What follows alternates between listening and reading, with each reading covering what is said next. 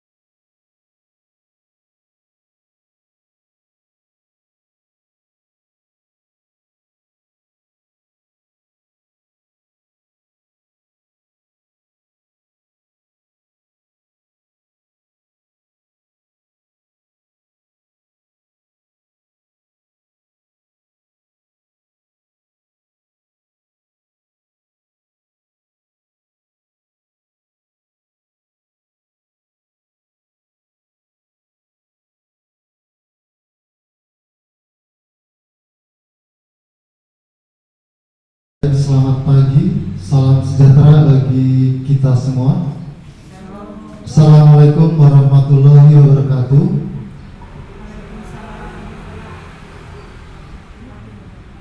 Disampaikan terima kasih Bapak Ibu yang sudah hadir di pagi hari ini untuk mengikuti kegiatan desiminasi budaya positif.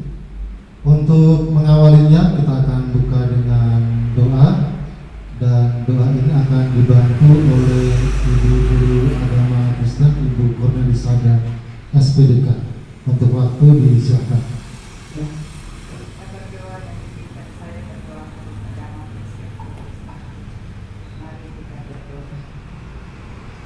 Kami mengucap syukur ya Tuhan, di dalam nama Yesus.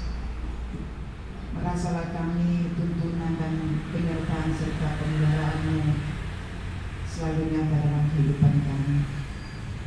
Engkau yang senantiasa menuntun, menyertai langkah kami sehingga hari ini kami boleh ada lagi di tempat di sini di SD 1 Tahuna dalam tugas tanggung jawab kami sebagai guru-guru yang ada di SD 1 Tahuna.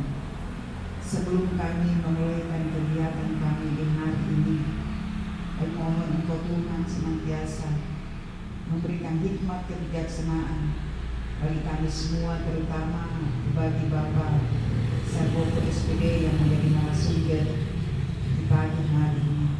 Dengan Kau senantiasa memberikan kekuatan, kemampuan, terlebih hikmat daripada-Mu, biarlah menjadi bagian Bapak yang terkasih.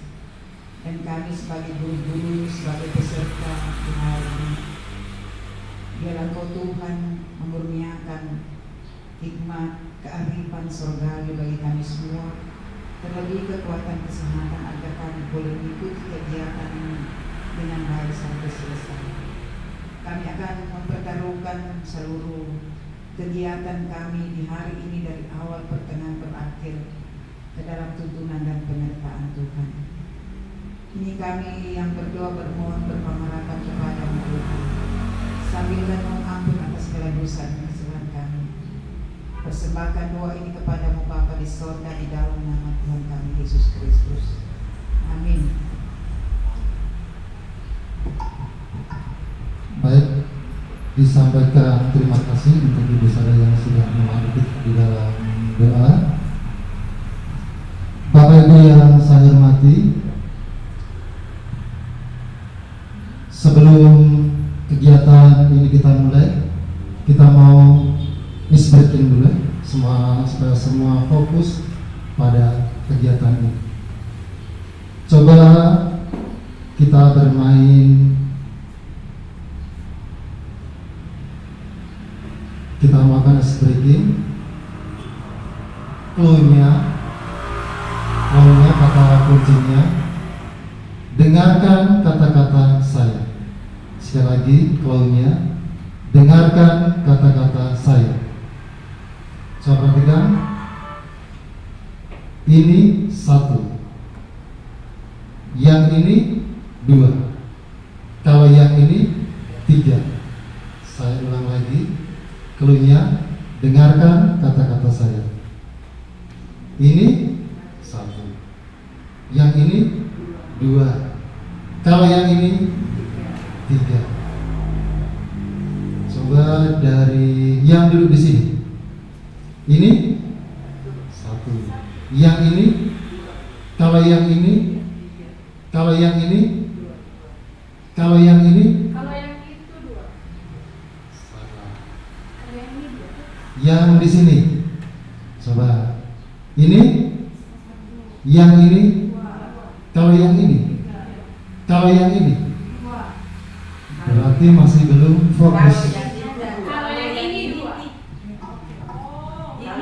Clue-nya, dengarkan kata-kata saya. Sekali lagi, dengarkan kata-kata saya.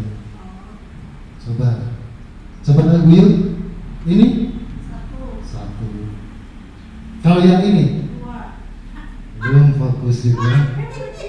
Ya. Ibu Stefani, yang ini belum. Ibu mana Bu? Kalau yang ini belum fokus juga. Kita boleh stay berarti. Kalau yang ini? 3. Iya betul. Kalau yang ini 3. Udah setengah sudah fokus. Ibu Yul, kalau yang ini? 3. Kalau yang ini 3. Ibu Manda, ini? Ini. Ini satu. Kalau yang ini tiga. Ini satu. Ya, sudah mengerti berarti ya. Kembali ke ini. Dengarkan, dengarkan kata-kata saya. Bukan mau lihat ini. Dengarkan. Oke, berarti sudah fokus kan? Iya. Baik, kita akan lanjut. Saya Sarmoko dari SD Negeri 1 Tahunan, calon guru penerang angkatan 10 Dasus Kepulauan Sangihe, akan mendefinisikan budaya positif.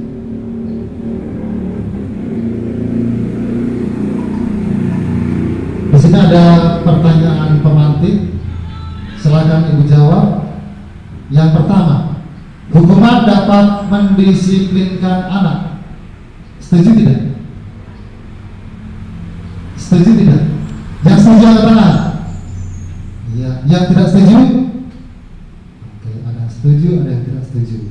Nomor 2, pemberian hukuman dengan hal positif seperti membaca atau membersihkan halaman sekolah dapat meningkatkan disiplin anak. Setuju?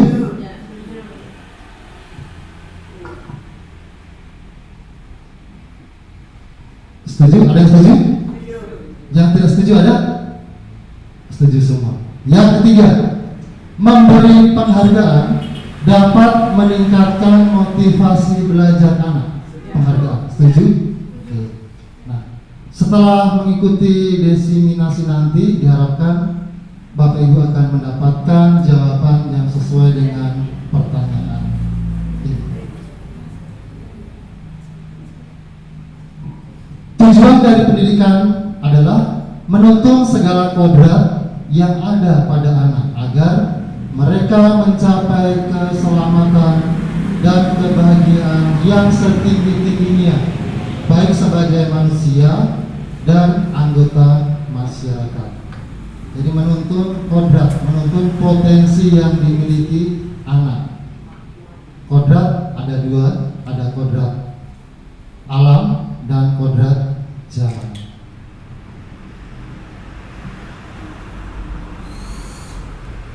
Kita akan belajar tentang budaya positif. Budaya positif merupakan perwujudan dari nilai-nilai atau keyakinan universal yang diterapkan di sekolah. Budaya positif dapat mendorong murid untuk mampu berpikir, bertindak, dan mencipta sebagai proses memerdekakan dirinya sehingga murid mampu mandiri dan bertanggung jawab. Jadi perwujudan dari nilai-nilai atau keyakinan universal. Keyakinan universal berarti dimanapun keyakinan itu diyakini baik, maka di tempat kita juga diyakini baik. Di agama manapun kalau itu diyakini baik, maka di agama kita juga diyakini baik. Latar belakang budaya positif di sekolah merujuk pada norma-norma, nilai-nilai, dan tindakan kolektif yang mendorong kerjasama, penghargaan, dan kesejahteraan. Pentingnya budaya positif terletak pada dampaknya terhadap motivasi belajar dan prestasi akademik siswa.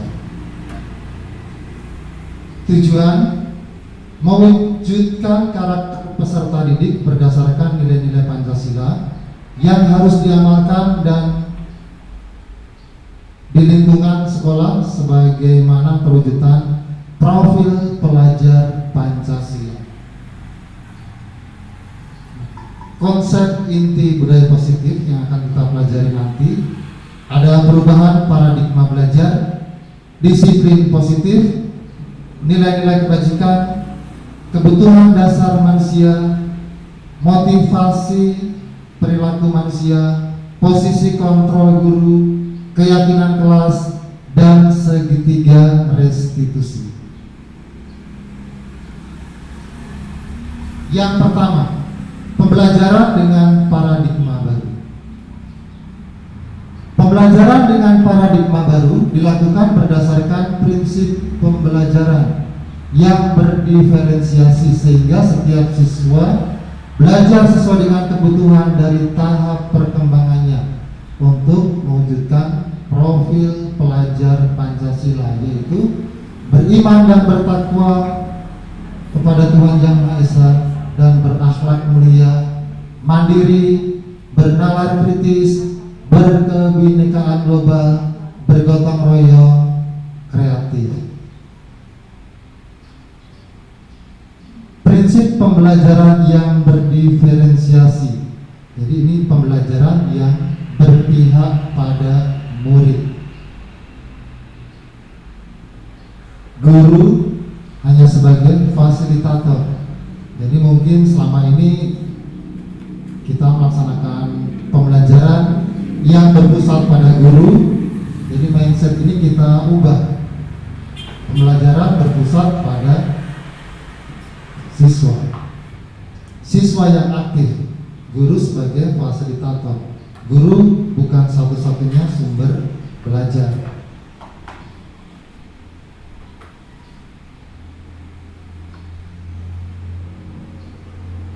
Disiplin positif.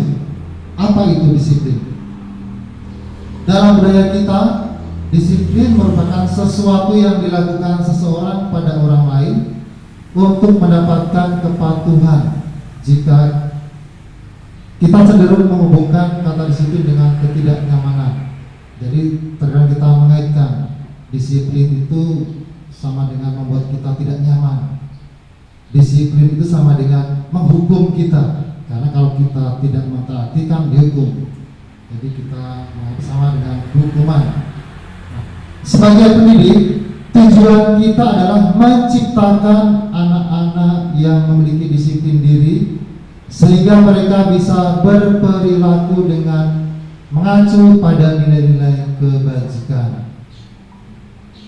Disiplin positif merupakan salah satu cara penerapan disiplin yang bertujuan untuk menumbuhkan kesadaran serta memberdayakan anak untuk melakukan sesuatu tanpa paksaan, ancaman, dan hukuman. Jadi disiplin positif ini motivasinya timbul dari dalam diri sendiri atau motivasi intrinsik.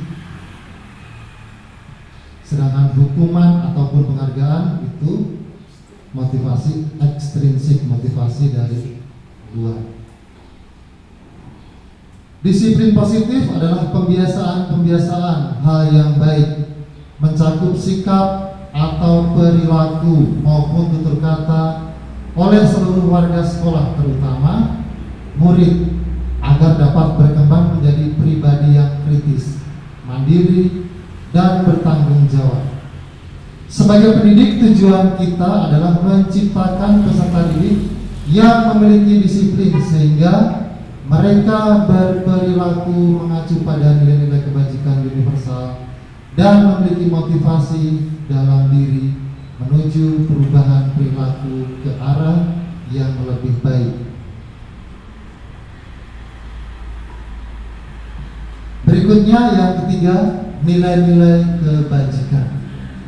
Nilai-nilai kebajikan yang kita tanamkan pada siswa yaitu tentang profil pelajar Pancasila, beriman dan bertakwa kepada Tuhan Yang Maha Esa dan berakhlak mulia, berkebinekaan global, gotong royong, mandiri, kreatif, dan bernalar kritis.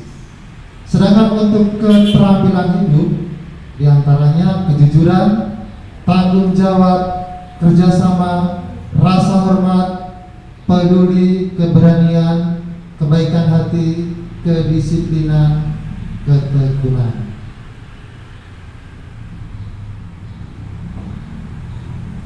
Berikut kebutuhan dasar manusia. Sebagai manusia, tentu kita memiliki kebutuhan. Begitu juga dengan anak-anak kita, siswa kita semua memiliki kebutuhan. Merupakan sesuatu yang kita lakukan untuk mendapatkan apa yang kita inginkan. Seluruh tindakan yang kita lakukan memiliki tujuan semua usaha terbaik yang kita lakukan agar kebutuhan dasar kita terpenuhi dengan baik. Kebutuhan dasar manusia kita meliputi kesenangan. Tentu Bapak Ibu butuh akan kesenangan, meliputi bermain, humor, antusias, tertawa. Berikut kasih sayang dan rasa diterima. Rasa diterima, dipedulikan, berbagi, kerjasama, dan menjadi bagian dalam kelompok. Kebebasan, yaitu mandiri, memiliki pilihan, mencoba hal yang baru, dan mampu mengendalikan diri. Penguasaan, harga diri, keinginan untuk dianggap, memimpin, berprestasi, diakui dan didengar. Berikut kebutuhan untuk bertahan hidup. Tempat tinggal, makanan, pakaian, keamanan, dan kesehatan.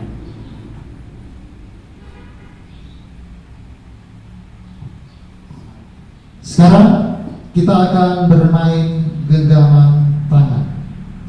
Jadi ibu berpasangan dua-dua. Yang satu, silakan ibu mencari pasangan dua-dua. Yang satu berperan mengepalkan tangan, seolah di dalam kepalan tangan ini ada isinya. Isinya ini ibu pertahankan, jangan sampai orang mau ambil. Nah, yang satu berperan berusaha supaya apa yang ada di dalam genggaman tangan dapat diberikan atau diambil. Silakan dengan cara merayu, membujuk, hingga sampai memaksa.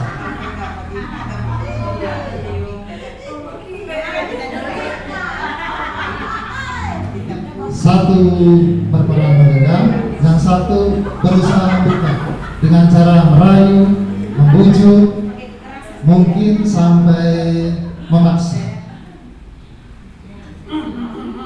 Sudah? Ada yang terbuka? Ada yang terbuka? Ada dengan kekerasan. Sekarang coba bergantian. Yang satu mengepal tangan, yang satu berusaha untuk membuka. Dengan mengiming-imingi barang, sesuatu, membujuk, merayu. Tak buka? Baik Bapak Ibu, dalam kegiatan ini sesungguhnya siapa yang memegang kendali atau kontrol untuk membuka atau menutup kepalan tangan? Coba yang tidak terbuka tadi, ada yang tidak terbuka? Ada.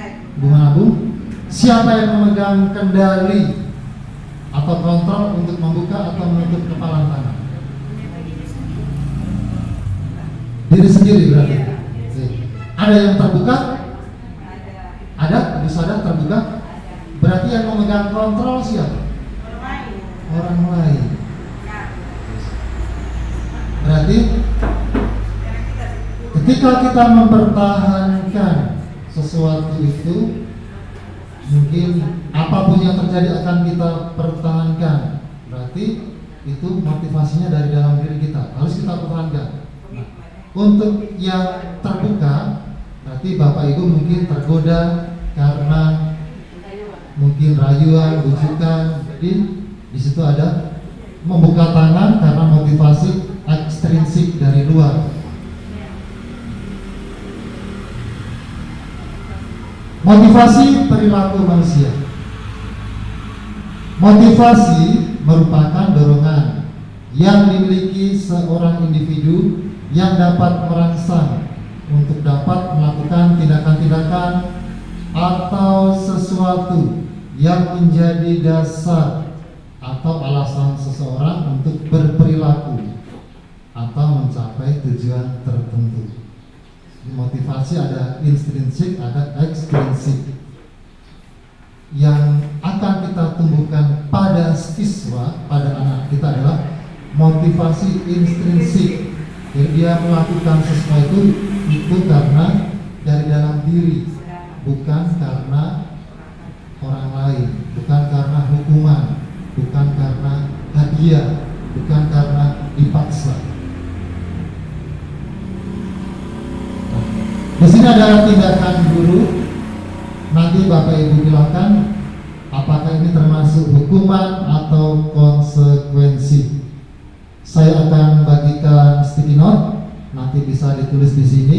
Ini ada 1, 2, 3, 4, 5, 6, 7. Ada 7 tindakan. Nanti Bapak Ibu tulis nomor 1 sampai 7. Nomor 1, hukuman atau konsekuensi. 2, hukuman atau konsekuensi.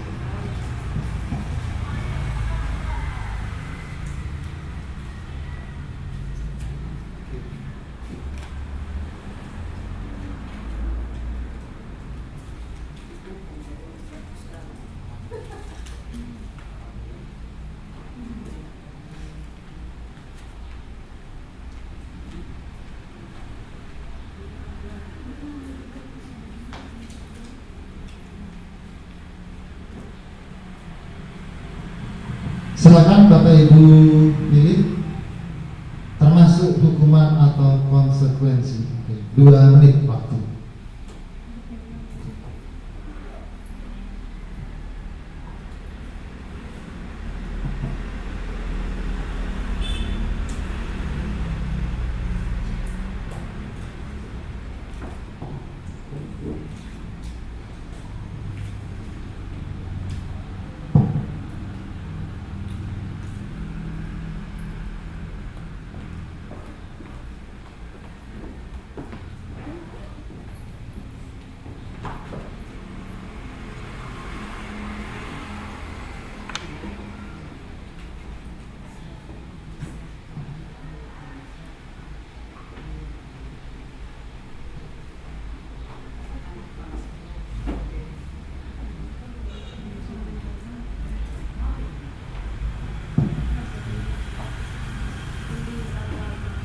Jadi Ibu tulis saja nomor 1 misalnya hukuman, nomor 2 konsekuensi, 3 hukuman, 4 konsekuensi.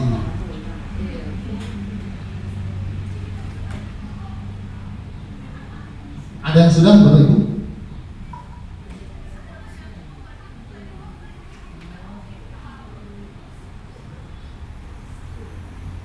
Yang sudah, baik. Sekarang kita cek bersama tindakan guru ini termasuk hukuman atau konsekuensi. Yang pertama, mencatat 100 kali di dalam buku kalimat saya tidak akan terlambat lagi karena terlambat ke sekolah. Termasuk hukuman atau konsekuensi? Hukuman. Yang kedua, lari mengelilingi lapangan basket 2 kali karena terlambat hadir di sekolah. Hukuman. Ada yang menjawab konsekuensi? Yang ketiga, murid diminta untuk push up 15 kali karena tidak menggunakan masker ke sekolah. Hukuman. Berikut, menggantikan kertas tugas teman yang telah dicoret-coret. Konsekuensi. Membersihkan tumpahan air di meja tulis karena tersenggol pada saat belajar. Konsekuensi. Murid disuruh untuk tidak mengenakan sepatu seharian di sekolah karena tidak mengenakan sepatu hitam. Lari mengelilingi lapangan basket 2 kali karena terlambat 10 menit. Konsekuensi.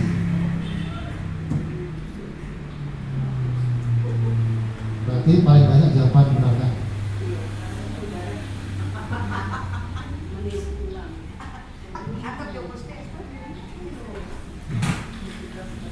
Motivasi perilaku manusia.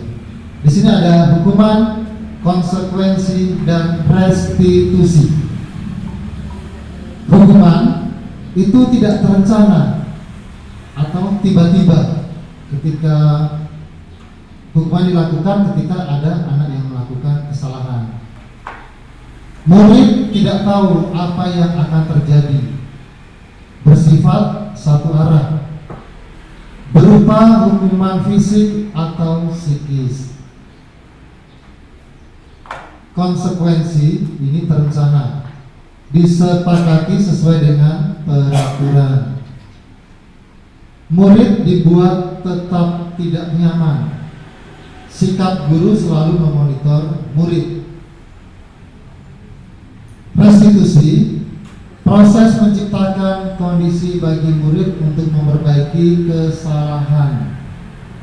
Proses kolaboratif yang mengajarkan murid untuk mencari solusi sendiri. Itu perbedaan hukuman, konsekuensi, dan restitusi.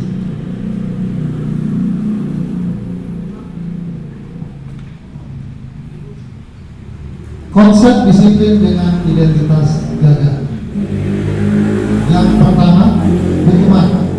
Hukuman membuat tidak nyaman, menyakitkan, murid menjadi takut, memaksa, murid menjadi rendah diri, murid menyembunyikan kesalahan.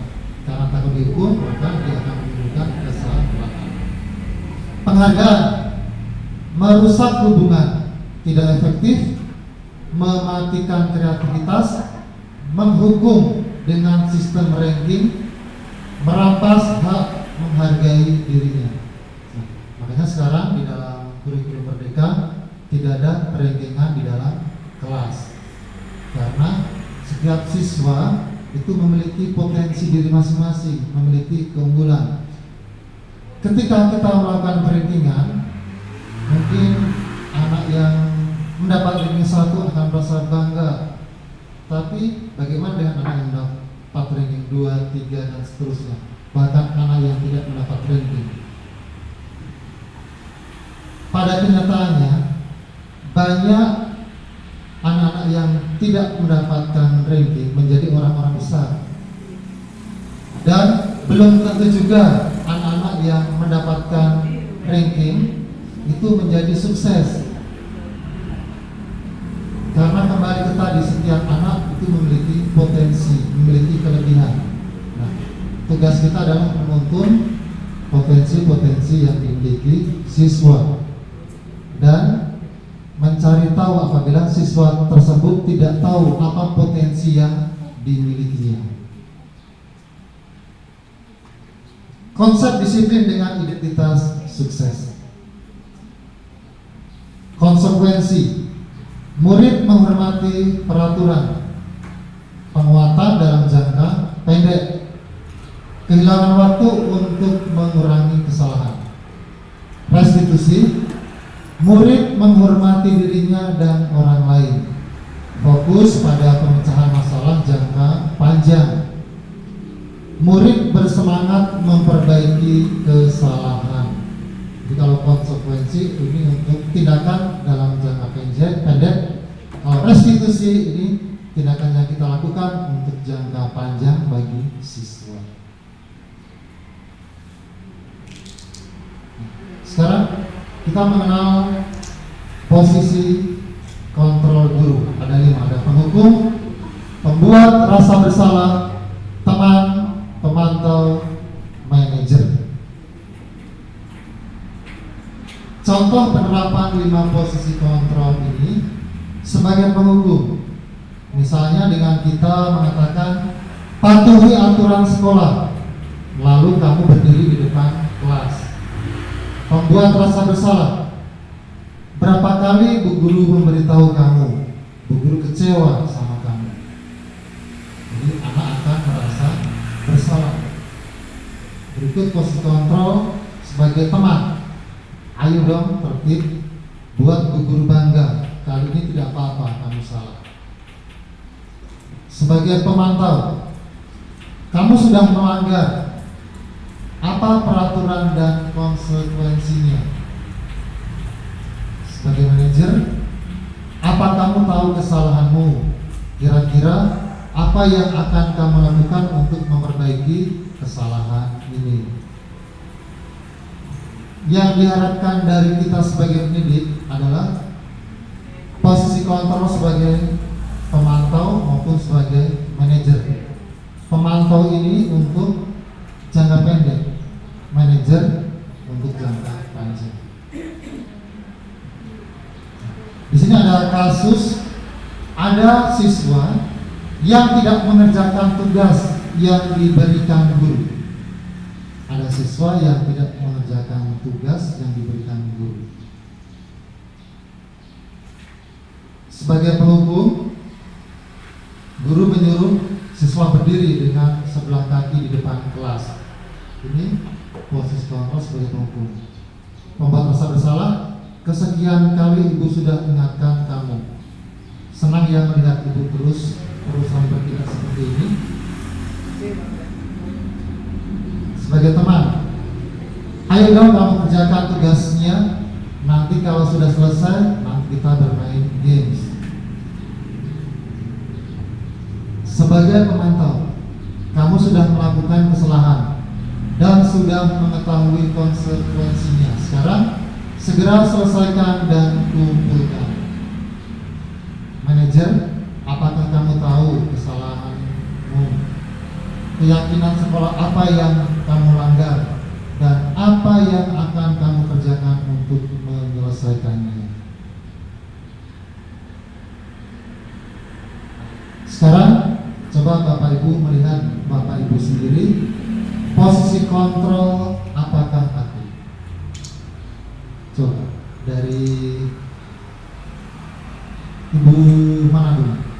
Saya kecewa sekali dengan kamu.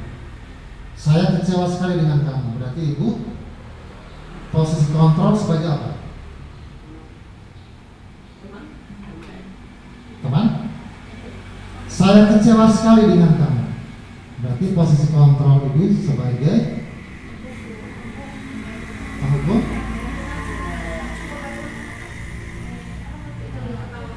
Lagi. Ada yang kontrol.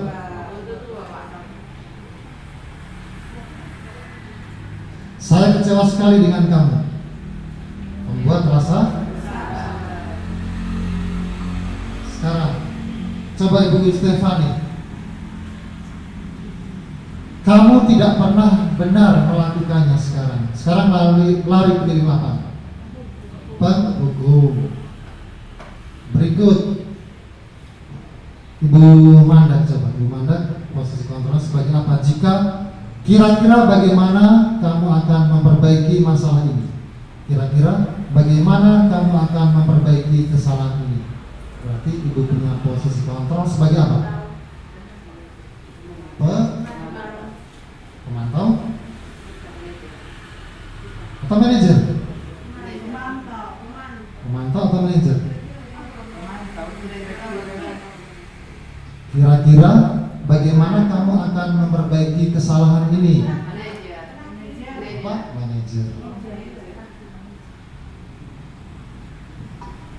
Ibu Yu, ayolah lakukan demi Bapak Ibu sebagai teman.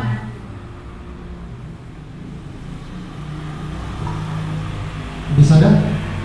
Kamu terlambat 15 menit, apa konsekuensinya jika datang terlambat? Pemantau.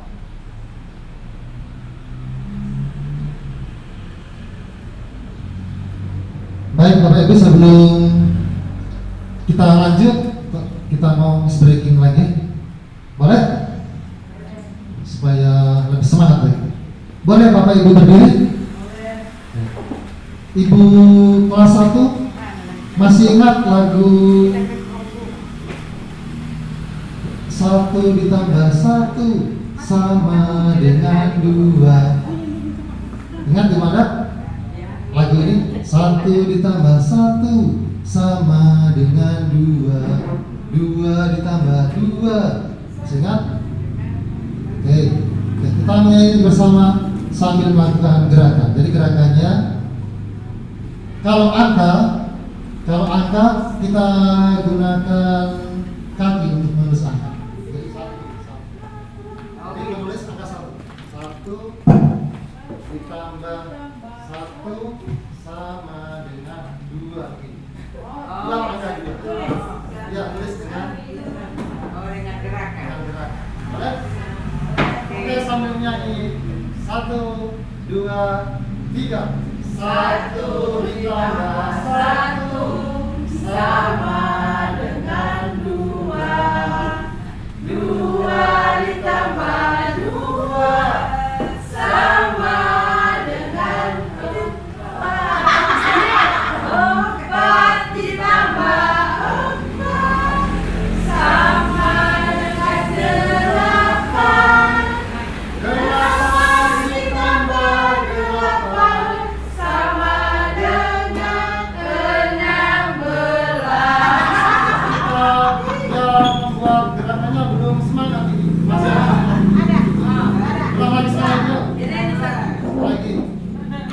Sama 1, 2, 3. 1 ditambah 1 sama dengan 2. 2 ditambah 2 sama dengan 4.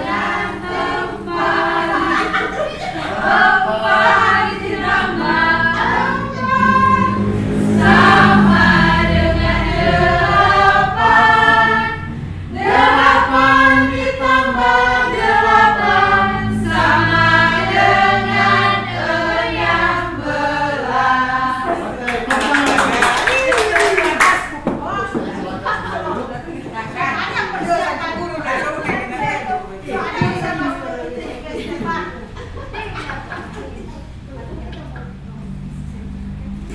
Ibu Manda sangat semangat sekali melakukan gerakan. Kita kasih wow untuk Ibu Manda. Caranya begini.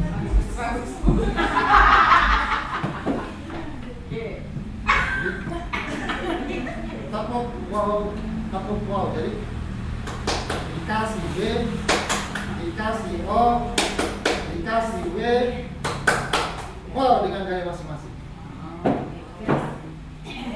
Boleh? Tepuk wow. Dikasih W, dikasih O, dikasih W, wow.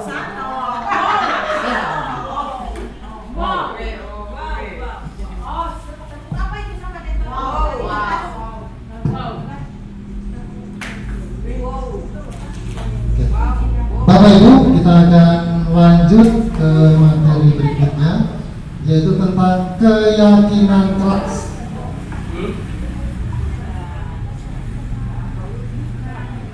Mengapa keyakinan kelas? Mengapa bukan peraturan kelas? Bapak Ibu di kelas masih ada yang peraturan kelas? Sudah tidak ada lagi? Tidak ada?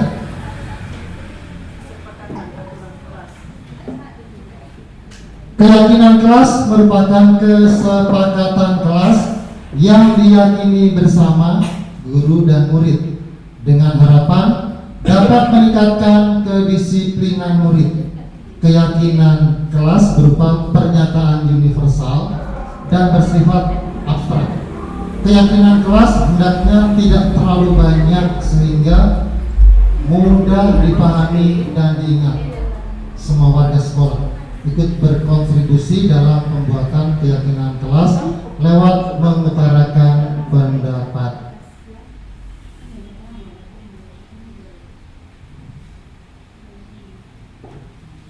Ini contoh kegiatan membuat keyakinan kelas yang ada di kelas. Dalam pembentukan keyakinan kelas yang harus kita perhatikan, yang pertama, lebih abstrak dari peraturan berupa pernyataan universal. Jadi dimanapun itu diyakini baik, maka di tempat ini juga diyakini baik. Misalnya datang tepat waktu, dimanapun itu kan diyakini baik. Dibuat dalam bentuk positif, sedikit saja agar mudah diingat, apalagi untuk kelas 1. Sesuai dengan kondisi kelas dan sekolah agar mudah diterapkan. Semua warga kelas atau sekolah dilibatkan saat membuat.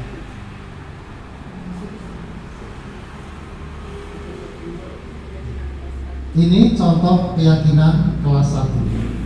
Misalnya, setiap anggota kelas perlu belajar. Setiap anggota kelas perlu senang. Setiap anggota kelas perlu melakukan tugas. Setiap anggota kelas perlu saling menghargai. Setiap anggota kelas perlu merasa aman. Tentu berbeda dengan yang kelas tinggi. Di sini diambil contoh kelas 5. Untuk kelas 5 bisa selalu bersikap positif, senantiasa menjadi diri yang terbaik, percaya dan menghormati orang lain serta barang miliknya, berkomitmen terhadap setiap tugas, senantiasa membantu.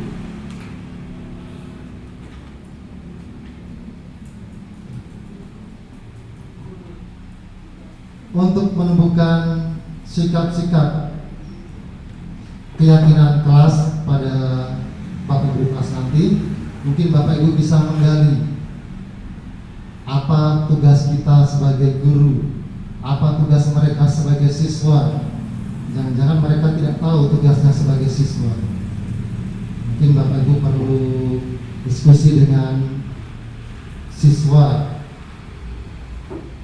Misalnya di sini guru tugasnya mengajar, mendidik, menjawab pertanyaan, memberi nilai, mengatur kelas, menegakkan peraturan kelas, sekolah, menjalankan keyakinan kelas, peduli terhadap semua murid, dan masih banyak lagi. Nanti Ibu gali bersama siswa di dalam kelas masing-masing. Murid tugasnya belajar, mencoba menghasilkan yang terbaik dari diri, bertanya jika tidak paham, mengikuti peraturan, menjalankan keyakinan kelas, mendengarkan, memeriksa tugas kembali. Guru tugasnya bukan menyakiti atau disakiti, memaksa kamu untuk belajar, merapikan barang-barang murid, menyiapkan makanan atau barang-barang alat tulis. Guru, di sini murid, di sini murid, masih guru kan? Menyakiti atau disakiti, mengeluh, merusak barang pribadi, memutuskan untuk teman kamu. Jadi yang masuk sini murid, salah satu. Nanti Bapak Ibu bisa gali di kelas masing-masing supaya mereka tahu apa yang menjadi tugas mereka, supaya mereka mau melaksanakan, mau kerjakan. Untuk selanjutnya, segitiga restitusi.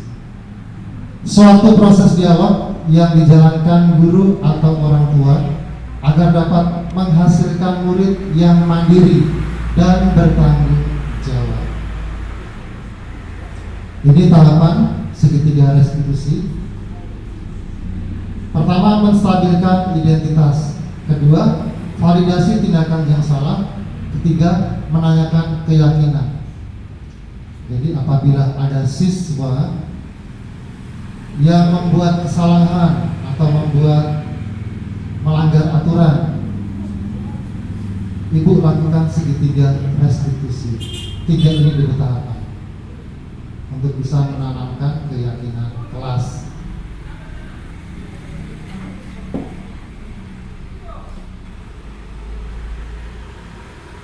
Yang pertama, menstabilkan identitas.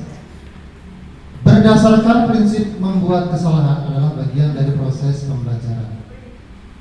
Menggeser identitas gagal ke identitas sukses. Berbuat salah itu manusiawi, tidak ada manusia yang sempurna. Bapak Ibu tidak tertarik mencari tahu siapa yang salah, tapi Bapak Ibu mencari solusi dari permasalahan ini. Kamu berhak merasa begitu.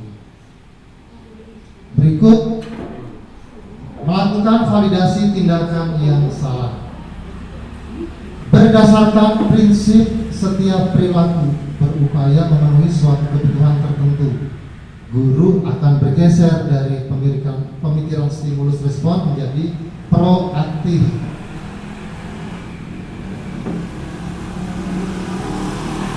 Kamu pasti punya alasan mengapa melakukan ini, padahal kamu bisa melakukan yang lebih buruk dari ini. Kamu patut bangga pada dirimu sendiri karena kamu telah melindungi sesuatu yang penting. Berikut menanyakan keyakinan pada siswa. Murid akan diberikan pertanyaan-pertanyaan bermakna untuk memunculkan motivasi secara intrinsik, mampu mengaitkan keyakinan dengan tindakan yang salah. Misalnya dengan menanyakan apa keyakinan kelas kita, nilai-nilai apa yang telah kita sepakati, seperti apa gambaran kelas yang ideal menurut kamu. Kamu mau jadi orang seperti apa? Mungkin bisa kita tanyakan pada siswa.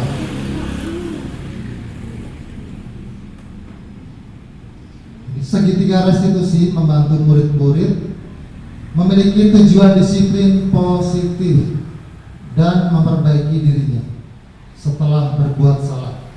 Restitusi bukan menebus kesalahan, namun untuk belajar dari kesalahan.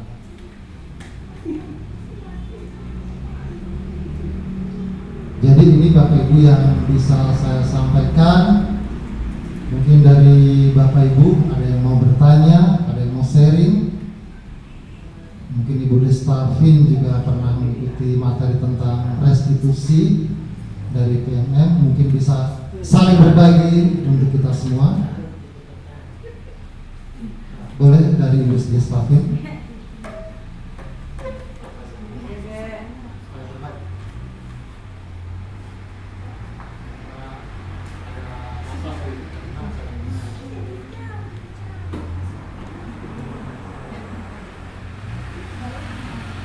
Baik, terima kasih atas kesempatan. Karena waktu saya mengisi PMM itu dipelajari modul, kebetulan saya memilih tentang restitusi. Yang saya pelajari dari apa sebenarnya restitusi itu adalah memvalidasi kesalahan. Jadi guru ketika menemukan siswa menemukan kesalahan dari siswa itu tidak langsung memberikan hukuman seperti itu, tapi harus memvalidasi dulu kenapa sampai dia melakukan tindakan seperti itu. Jadi sebagai guru tidak menjadi guru yang otoriter, jadi langsung memberikan hukuman, tetapi memikirkan terlebih dahulu sebenarnya kenapa anak ini melakukan kesalahan seperti itu. Tetapi kalau dikembalikan di keadaan sekolah kita, ya seperti contoh di kelas 5A sebelumnya anak Reval, Aso, kayaknya kita cocok memvalidasi kesalahan dulu. Jadi sebagai wali kelasnya kayaknya harus menerapkan sistem restitusi. Coba menjadi teman terlebih dahulu. Jadi ketika dia melakukan kesalahan, validasi kesalahannya, kemudian baru tindak lanjut apa yang harus dilakukan oleh guru tersebut. Ya, kalau menurut saya. Dan boleh Bapak saya mau bertanya? Ya, ini jadi pertanyaan saya sudah beberapa kali saya mau diutarakan, tapi baru ini. Sebagai sekolah yang menerapkan kurikulum merdeka, nah saya melihat ketika seusai penerimaan rapor barusan, ya banyak orang tua yang foto kemudian memposting nilai anak-anak di Facebook. Sedangkan tadi menurut materi yang Bapak sampaikan, di situ dibilang memberikan penghargaan atau apa tadi dibilang menghukum dengan sistem ranking. Nah, bagaimana peran kita sebagai guru maupun sebagai sekolah yang sudah menerapkan kurikulum merdeka, nah memberikan mampu mengatasi hal-hal yang demikian supaya tidak ada siswa atau orang tua yang merasa iri dengan orang tua yang lain suka memposting nilai-nilai anaknya di media sosial. Nah, bagaimana menurut Bapak? Apa yang harus kita lakukan sebagai sekolah yang sudah menerapkan kurikulum merdeka? Terima kasih. Baik, penyampaian yang bagus sekali dari Ibu Destafin Patimbano tentang segitiga restitusi. Baik, yang pertama, ketika ada siswa kita yang melakukan kesalahan, kita dalam segitiga restitusi ini tidak diajarkan kita untuk memberi hukuman. Yang kita laksanakan yang pertama menstabilkan identitas, yang kedua validasi tindakan yang salah, dan ketiga menanyakan keyakinan. Nah, ini tujuannya untuk menyadarkan kalau siswa itu berbuat salah. Nah, untuk solusinya nanti siswa diminta setelah kamu melakukan itu apa yang akan kamu lakukan untuk menembusnya. Jadi solusinya itu dari siswa sendiri, bukan dari guru. Jadi mereka akan berpikir bagaimana akan menembus kesalahannya. Itu gambaran untuk segitiga restitusi. Berikut tentang masalah posting rapor tadi. Yang diposting di rapor itu ada perintingan? Ada. Masih ada perintingan? Ya, nilainya. Oh, nilainya bagus-bagus, apa? Tapi masih ada orang tua yang masih ada caption di atas, di bawah, di atas bilang tidak ranking 2, ranking 1. Iya, seperti itu. Memang dalam kurikulum merdeka sudah tidak ada lagi perintingan. Jadi walaupun ibu membuat perintingan, itu juga sebenarnya tidak perlu disampaikan ke orang tua, karena memang setiap anak ini memiliki potensi masing-masing. Dia dikembalikan ke guru itu kan. Jadi kalau orang tua tahu ranking 2 kan berarti dari guru yang bersangkutan. Iya. Jadi saat menerima rapor, guru tersebut harus memberi saran kepada orang tua. Iya. Yang perlu disampaikan kepada orang tua kan perkembangan siswa, DP kompetensinya ini, DP perkembangannya sampai di sini, baru DP kekurangan apa pada siswa tersebut, supaya orang tua tahu perkembangan selama 1 tahun itu. Tidak mungkin selama 1 tahun tidak ada perkembangan belajar. Tapi yang kebanyakan ditanyakan orang tua DP prestasi, bukan. Nah, itu, nah, Bapak Ibu perlu mengenali potensi masing-masing siswa, apalagi Ibu sebagai wali kelas. Nah, itu yang akan Ibu jawab. Misalnya Asok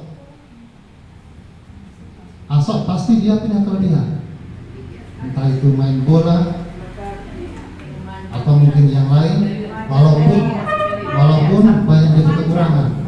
Memanjat tali bendera. Perkembangan potensi-potensi disampaikan.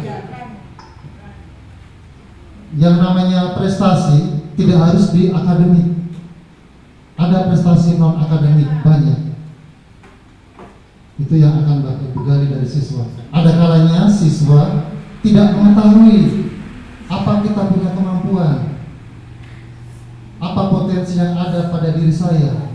Jadi Bapak Ibu bantu menemukan apa yang menjadi potensinya supaya dia bisa mengembangkan potensinya tersebut. Itulah tugas kita sebagai guru, menuntun siswa. Pemikiran Ki Hajar Dewantara, menuntun siswa untuk meningkatkan potensi maupun menemukan potensi yang belum dimiliki. Oke, Bapak Ibu ada yang lain mungkin? Bu Yu, ada yang mau disampaikan? Sharing diskusi atau berbagi? Silakan Bu Yu. sama di kelas bagaimana? Ibu Lena? Tidak ada lagi? Oke. Kalau tidak lagi, mengingatkan kembali, jadi tugas kita sesuai dengan pemikiran Ki Hajar Dewantara adalah menuntun siswa sesuai dengan kodrat yang dimiliki untuk mencapai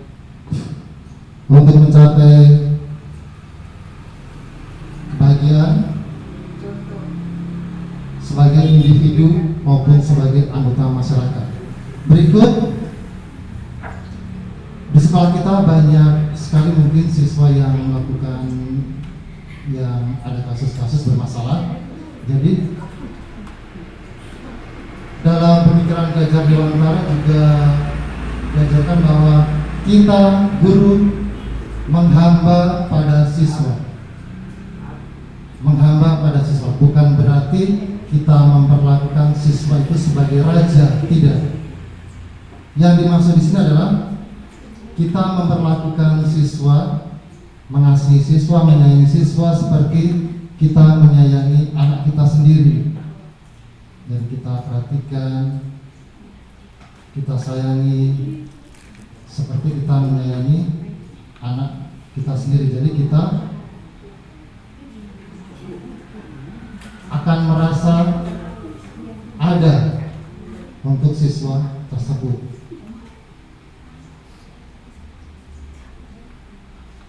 Berikut yang ketiga, sebagai guru kita harus memberikan keteladanan.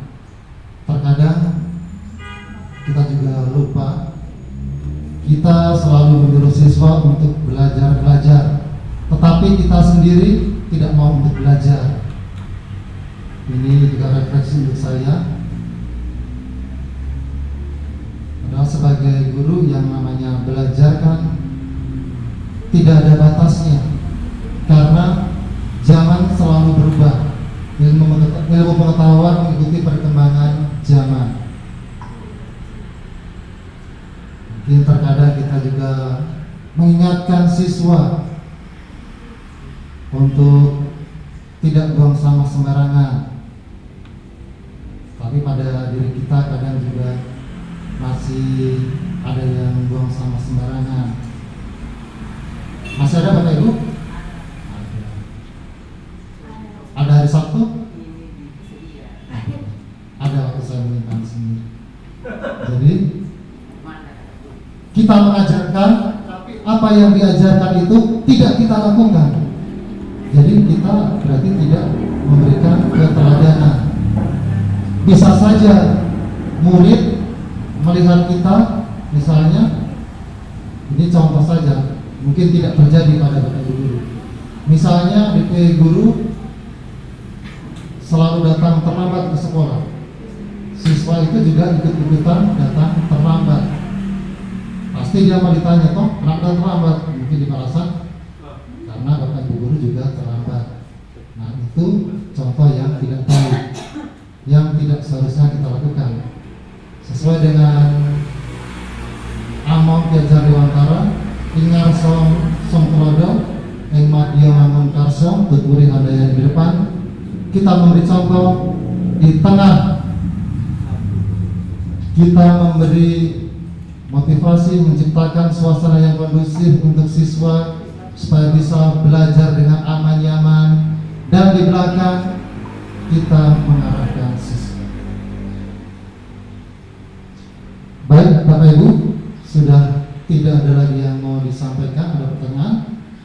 Kalau tidak ada lagi, untuk kegiatan ini saya tutup sampai di sini. Saya ucapkan terima kasih Bapak Ibu guru dan juga Bapak Kepala Sekolah yang sudah hadir mengambil waktu pada kegiatan di siang hari ini.